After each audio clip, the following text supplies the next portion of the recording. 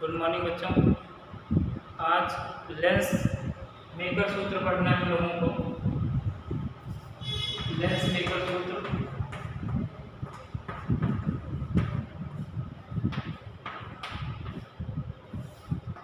किसी लेंस को बनाने के लिए अगर उसकी फोकस दूरी हमें पहले से पता हो कि इतनी फोकस दूरी का लेंस बनाना है तो उसके लिए उसकी वक्रता त्रिज्याएं क्या होनी चाहिए, कितना वक्र ये होना चाहिए। ठीक है, ये ज्ञात करना, उसकी त्रिज्याओं को r ज्ञात करने के लिए फोकस दूरी के पदों में त्रिज्या, फोकस दूरी और अपवर्तनांक, त्रिज्या, फोकस दूरी और अपवर्तनांक, इन तीनों के संबंध में तीनों के पदों में एक संबंध दिया है जिसे हम कहते हैं लेंस मेकर फॉर्मूला। ठीक है, एक संबंध दिया गया जिसे लेंस मेकर सूत्र कहते हैं।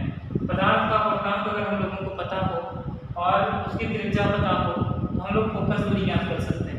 या मान लो कोई लेंस हमें बनाना है और उसकी वक्रता कितनी होनी चाहिए हमें ज्ञात करना है और हम उस पदार्थ का अपवर्तनांक जानते हैं, उसकी फोकस दूरी हमें ज्ञात हो कि 10 सेंटीमीटर फोकस दूरी का लेंस बनाना है, 20 सेंटीमीटर फोकस दूरी का लेंस बनाना है, तो उसकी वक्रता क्या होगी।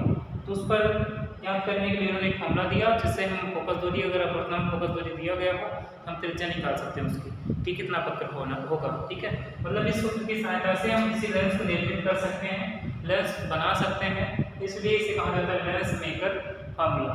ठीक है, अब यहाँ दो स्थितियाँ, इसकी दो कंडीशन है, डेरिवेशन दो तरह से होता है कि लेंस के पहले एक माध्यम हो, लेंस के बाद का जो माध्यम, ये दो माध्यम होंगे, कहीं भी लेंस रखा है इसके पहले और इसके बाद, तो दोनों तरफ के माध्यम समान भी हो सकते हैं और भिन्न भिन्न भी हो सकते हैं।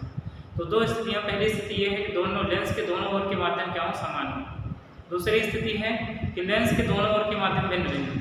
ठीक है, मान लेते हैं पहला है, और इसे इसकी हेडिंग क्या है, लेंस मेकर फॉर्मूला, पतले लेंस द्वारा, ये हेडिंग है, पतले लेंस द्वारा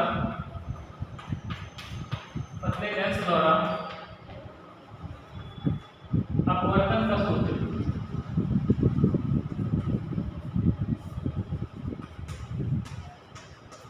ठीक है, पतले लेंस द्वारा अपवर्तन का सूत्र है ये, और इसी को हम लेंस मेकर फॉर्मूला भी कहते हैं।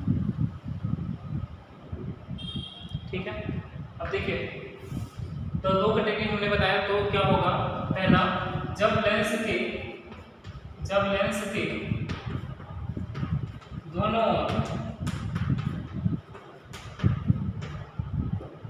माध्यम समान हो,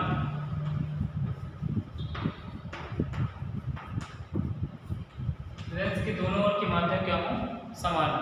ठीक है, मतलब लेंस के पहले अगर वायु है तो लेंस के बाद भी क्या हो, वायु हो। ठीक है, तब उस कंडीशन में क्या होगा, तो हम लोग क्या करते हैं, मानो कोई लेंस, ये कोई लेंस है पतला,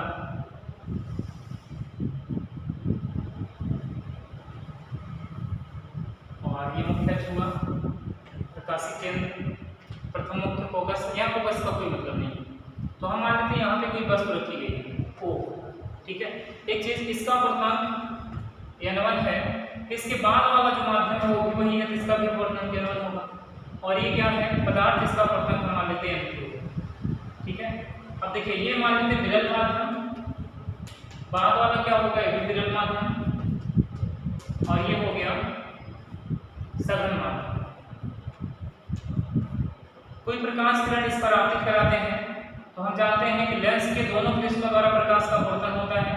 पहला पृष्ठ इसको मोड़ेगा, मान लेते हैं कुछ मोड़ दिया ये, और ये किरण, अगर ये लेंस दूसरा पृष्ठ नहीं होता तो किरण यहाँ मुख्य अक्ष से जाकर मिलती, और जहाँ मिलती यहीं पर बनता प्रतिबिंब। तो ये काल्पनिक प्रतिबिंब हम मान लेते हैं कि पहले पृष्ठ द्वारा वस्तु O का काल्पनिक प्रतिबिंब बन रहा है आई डैश पर। ठीक है, आई डैश पर इसका प्रतिबिंब बन गया, तो पहले पृष्ठ के लिए वस्तु हो गया O, प्रतिबिंब हो गया आई डैश। वस्तु की दूरी पहले पृष्ठ से हो गई U, P1 से ये P2 है, यहाँ से इसकी दूरी U हो गई, और यहीं से इसकी दूरी, दूसरे पृष्ठ की दूरी हमने मान लिया, यहीं से क्या है, V डैश, ये हो गया V डैश। मतलब पहले पृष्ठ के लिए वस्तु और प्रतिबिंब दोनों की दूरियां हम लोगों ने निकाल लिया, और पहले पृष्ठ के लिए हम लोग लेंस नहीं, गोलीय पृष्ठ द्वारा अपवर्तन का फॉर्मूला अप्लाई करते हैं। तो पहले पृष्ठ के लिए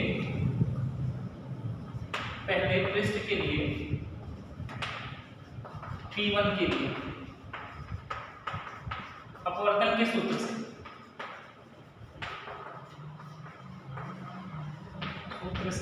तो क्या था अपवर्तन का सूत्र, याद हो आपको, n2 बटे v,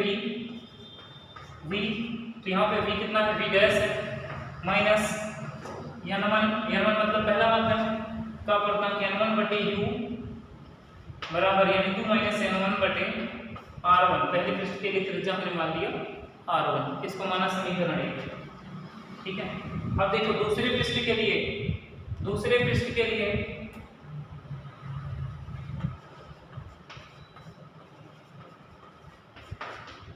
P2 के लिए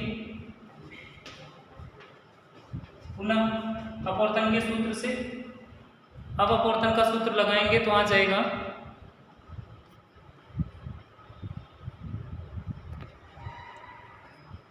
ठीक है, हो जाएगा n2। अब ध्यान देना थोड़ा सा, अब n2 कौन है, अब प्रकाश किरण आ रही है दूसरे पृष्ठ के लिए, हमें वस्तु और प्रतिबिंब चाहिए। तो दूसरे पृष्ठ के लिए वस्तु वह होगा जहां से प्रकाश किरण आ रही है, तो उस पर प्रकाश किरण यहाँ से नहीं आ रही है, इस पर प्रकाश किरण देखो, इसको लग रहा है कि ये यहाँ कहीं से आ रही है।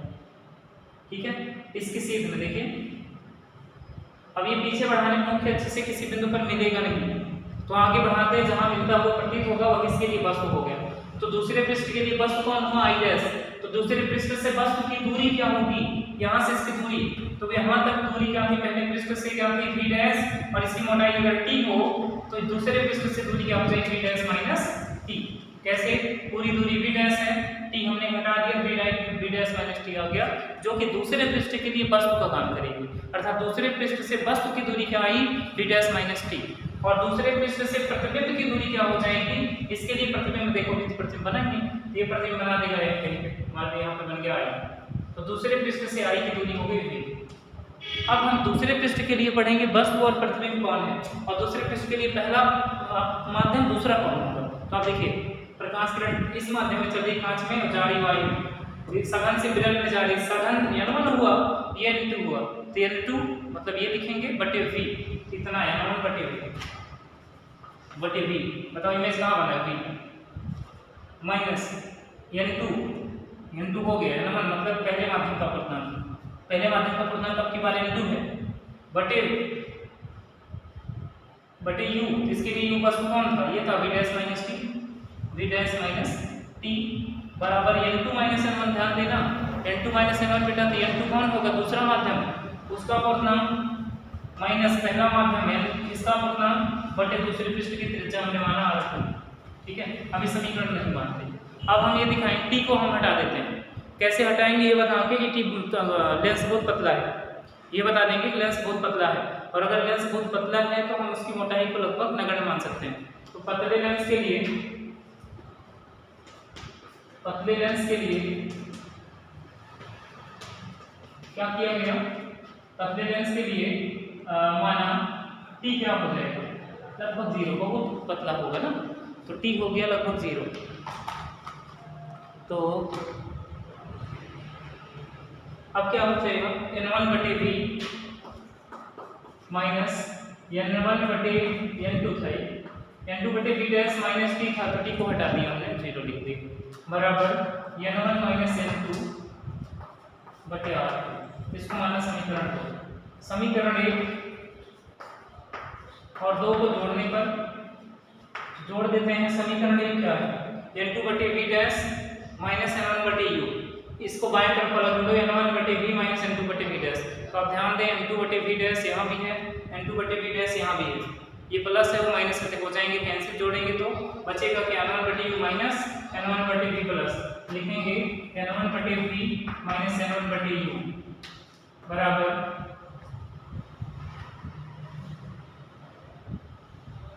बराबर अब बताओ ये एचएस हो जाएंगे, एचएस को ऐड करो, n2 माइनस n1 बटे r1, n2 माइनस n1 बटे r1 और प्लस n1 माइनस n2 बटे r1। एक चीज ध्यान दो, यहाँ पे n2 माइनस n1 है, यहाँ n1 माइनस n2 है, तो हम लोग माइनस कॉमन ले लेते हैं, n2 माइनस n1 हो जाएगा, यहाँ से माइनस अभी कॉमन ले लेंगे, यहाँ से पहले n1 कॉमन ले लो, n1 कॉमन हुआ 1 बटे v माइनस 1 बटे u, और यहाँ पे हम लोग कॉमन ले लेते हैं माइनस, जब माइनस कॉमन हो जाएगा तो n2 माइनस n1 है बटे u बटे r1, माइनस कॉमन ले लिया तो माइनस वाला प्लस हो गया और प्लस जो था वो माइनस हो गया बटे R3। अब इसमें देखो आप n2 - n1 दोनों में कॉमन ले लेते हैं। 1/v माइनस 1/u बराबर n2 - n1 दोनों कॉमन हुआ, बचा क्या 1/r1 प्लस 1 माइनस 1/r2। ये फॉर्मूला है। n1 को हम लोग ट्रांसफर कर लें तो आ जाएगा 1/v माइनस 1/u बराबर n1 यहाँ आएगा भाग करेगा तो n2/n1 minus n1/n1 n1/n1 cancel 1 आ गया और ब्रैकेट में क्या बचा 1/r1 माइनस 1/r2। ठीक है 1/v यही मेन फॉर्मूला आ गया, समझ लीजिए। अब इसको हम लोग क्या करेंगे, n2/n1 जो देख रहे हो n2/n1 का मतलब होता है पहले माध्यम के सापेक्ष दूसरे माध्यम का पूर्णांक। मतलब अगर पहले माध्यम के सापेक्ष दूसरे माध्यम का पूर्णांक दे दिया गया हो, सिर्फ n लिखा हो, तो आप वहाँ पे n2/n1 नहीं n लिख सकते हो। ठीक है ठीक। अगर प्रकाश के लेंस मान लो y में रखा है तो क्या रखोगे ANG, क्योंकि A क्या होगा पहला माध्यम होगा, दूसरा G होगा, ANG रखेंगे। द्रव में रखा है तो LNG लिखेंगे, लिक्विड से ग्लास में जा रही है। चलो ठीक है इतना हो गया। इसको 1n2 लिख सकते हैं 1/v माइनस 1/u इक्वल हो गया 1n2 माइनस 1 और 1/r1 माइनस 1/r2। ये आ गया, इसको मान लेते हैं समीकरण 3। ठीक है याद रखना 1/v minus 1/u equal 1n2 minus 1/r1 minus 1/r2। अब क्या करेंगे हम लोग, और ये द्वितीय मुख्य फोकस की परिभाषा आप लोग जानते हैं। वैसे बेटा अगर याद हो आपको तो 1/v माइनस 1/u लेंस का फॉर्मूला, लेंस की फोकस दूरी ज्ञात करने का सूत्र है 1/f बराबर 1/v माइनस 1/u। लेकिन ये अभी मान लो हमें नहीं पता, तो हम लोग फोकस दूरी की परिभाषा से इसको पढ़ेंगे। फोकस द्वितीय मुख्य फोकस की परिभाषा से, द्वितीय मुख्य फोकस की परिभाषा से क्या थी इसकी परिभाषा कि मुख्य अक्ष के समांतर चलने वाली प्रकाश किरणें लेंस से अपवर्तन के पश्चात मुख्य अक्ष के जिस बिंदु पर मिलती हैं उसको आप द्वितीय मुख्य फोकस कहते हैं। और अगर प्रकाश किरणें मुख्य अक्ष के समांतर आ रही तो हम समझ लेंगे कहाँ से आ रही है, अनंत से। इसका मतलब u क्या है इनफाइनाइट। ठीक है वस्तु कहाँ है अनंत पर, और प्रतिबिंब कहाँ बन रहा है फोकस पर, मतलब v क्या है f। तो यहाँ पे रख लीजिए, हो जाएगा समीकरण 3 से 1/v v के स्थान पे रखो बेटा f माइनस 1/u के स्थान पे अनंत बराबर 1n2 minus 1/r1 minus 1/r2। 1/f अनंत का मान 0 होता है, 1/f बराबर क्या आ गया 1n2 minus 1 into 1/r1 minus 1/r2। ये हो गया बेटा फोकस दूरी का सूत्र। ठीक है तीन चीज़ें हैं इसमें, अपवर्तनांक है, त्रिज्या है और फोकस दूरी है। तीनों के संबंध में, तीनों के पदों में संबंध स्थापित हुआ। इसको हम कहते हैं लेंस, यही लेंस मेकर सूत्र कहलाता है, सूत्र है, इसी को हम कहते हैं लेंस मेकर सूत्र। ठीक है तो दो डेरिवेशन है इसके, जब माध्यम दोनों तरफ समान हो एक असमान है, तो समान होने पर ये हो गया। असमान होने पर भी एक ऐसे ही कुछ आता है, तो उसको आप कहा था मैंने लाइव कि आप असमान वाला ट्राई करिएगा, खुद से लगाने की कोशिश करिएगा, नहीं आएगा तो हम बता देंगे आपको। ठीक है चलो और इसमें बता दें कुछ, मान लो लेंस अगर कहीं रखा गया है, ठीक है ये द्रव है, तो आप देख लेना कि किसका किसका अपवर्तनांक दिया है। ये जी हाँ आपका ग्लास हो गया, मान लो लिक्विड में रखा है, तो आप इसकी फोकस दूरी के लिए क्या फॉर्मूला लिखेंगे, और इसकी त्रिज्या मान लो r1 है, इसकी त्रिज्या r2 है, तो r1 जो उत्तल की होगी वो प्लस होगा क्योंकि दाईं तरफ है, और r2 जो होगा वो बाईं तरफ होने के कारण माइनस होगा। अगर ये कहा है कि समान त्रिज्याओं वाले दो उत्तल, समान त्रिज्याओं वाले, समान वक्रता त्रिज्या वाला दो उत्तल लेंस है, इसका मतलब आप तो दोनों कर देंगे समान। मान लो दोनों त्रिज्या दिया गया 10-10 सेंटीमीटर, तो आप 10-10 कर दोगे, तो यहाँ पे जब रखोगे मान 1/10 माइनस 1/10 से तो 0 हो जाएगा बेटा, तब हमेशा फोकस दूरी 0 थोड़ी आएगी ना। तो देखो क्या करना है कि उत्तल लेंस की प्रथम त्रिज्या जो होगी, ये पहले पृष्ठ की त्रिज्या वो दाईं तरफ बनती है, मान दोनों को ही रखना, लेकिन पहले के लिए +10, दूसरे के लिए वही क्या रखना -10।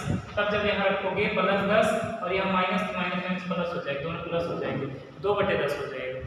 इस तरह से करना है। ठीक है उत्तर होता दोनों के लिए आप समझ लीजिएगा। ठीक आज बस इतना। कल हो सकता है कि दूसरा डेरिवेशन बताएं, दोनों तरफ माध्यम भिन्न भिन्न होने पर। आप एक बार ट्राई करिएगा, अगर आ जाता तो अच्छी बात है।